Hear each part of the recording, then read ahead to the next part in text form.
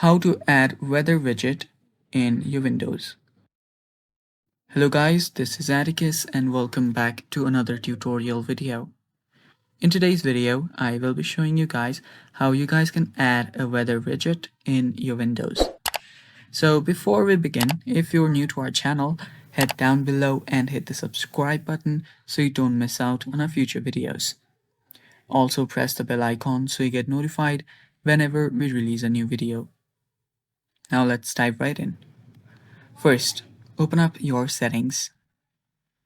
You can search for settings on your search bar or simply press Windows plus I key. After you do that, after you're on your Windows, what you'll have to do is on the left hand side, you'll find the personalizations button. Tap on that. After you're there, you should find multiple options. So scroll down till you find the taskbar option. Tap on it. And after you're here, you'll find the widget option. So all you now have to do is enable the widgets option. And you'll find the weather widget right here. And that's basically how you do it.